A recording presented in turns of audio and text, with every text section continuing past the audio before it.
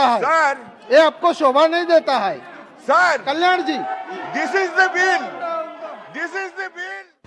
लोकसभा में विरोध और शोर शराबे के बीच सरकार ने चुनाव सुधार बिल पारित करवा ही लिया। विपक्ष ने इस बिल का विरोध करते हुए कहा कि आधार निवासी प्रमाण पत्र है, इसके आधार पर मतदान का अधिकार नहीं दिया जा सकता। विपक्ष ने इस विधेयक को लाए जाने के समय को लेकर भी सवाल उठाए। विपक्ष ने इसे निजता के अधिकार का उल्लंघन भी बताया। AIMIM के नेता असदुद्दीन ओवैसी ने कहा कि इस विधेयक से सरकार गुप्त मतदान की प्रक्रिया में छेड़छाड़ करना चाहती है। Sir, and simultaneously demanding that the legislative document should be referred to the concerned standing committee for further scrutiny, given the fact that it is an infringement upon the fundamental right of privacy as has been enunciated by the Supreme Court. It will lead mass disenfranchisement. Sir, that is why we are demanding that this bill should be referred to the standing committee. देखिए, मैंने तो विरोध किया है इसका, क्योंकि आधार act इसकी अनुमति ही नहीं देता कि आधार और इलेक्टोरल रोल की लिंकेज हो सके, क्योंकि आधार एक्ट बहुत साफ है कि वो आपके बेनिफिट्स के लिए है, सब्सिडीज के लिए है, सर्विसेज के लिए है। तृणमूल कांग्रेस सांसद कल्याण बनर्जी जैसे ही बिल पर बोलने के लिए खड़े हुए तो सत्ता पक्ष ने बांग्लादेशी सपोर्टर बताकर हंगामा शुरू कर दिया। लेकिन सरकार का कहना है कि ये विधेयक लाने से फर्जी वोटिंग पर रोक लगाई जा सकेगी। सरकार ने ये भी सफाई दी कि आधार को वोटर कार्ड से जोड़ना अनिवार्य नहीं है, लेकिन इस बिल से मतदाता सूची में अपना नाम जुड़वाने के लिए साल में 4 बार मौका मिलेगा।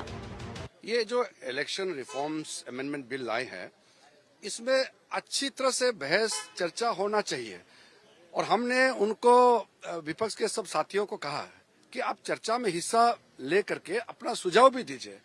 देश सुनना चाहता है और पार्लियामेंट जो है वो एक डिस्कशन का बहुत बड़ा प्लेटफॉर्म है, लेकिन विपक्ष ने इतना हंगामा किया कि ठीक से नहीं बोल पाया।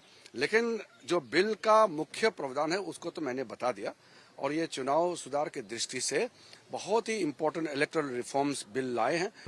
बहरहाल विधेयक पारित होने के बाद विपक्ष के विरोध की वजह से सदन की कार्रवाई दिन भर के लिए स्थगित कर दी गई। कांग्रेस नेता राहुल गांधी ने कहा कि वो लखीमपुर हिंसा और लद्दाख में चीन की घुसपैठ का मुद्दा उठाना चाहते थे, लेकिन उन्हें मौका नहीं दिया गया।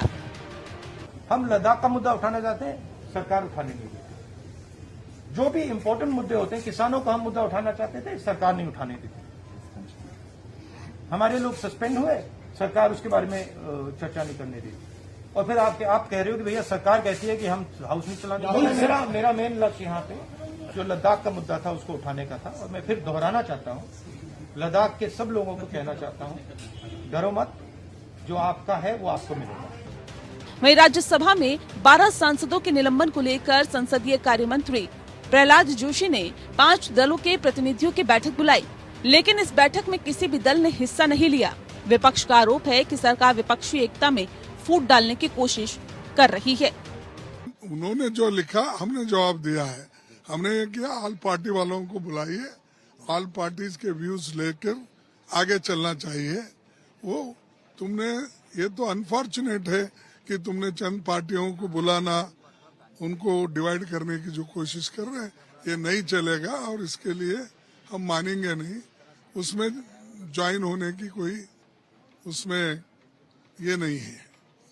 विपक्ष ने मोदी सरकार की नीति को फूट डालो राज करो की नीति बताया, लेकिन इस मौके पर विपक्षी एकता दिखाई दी।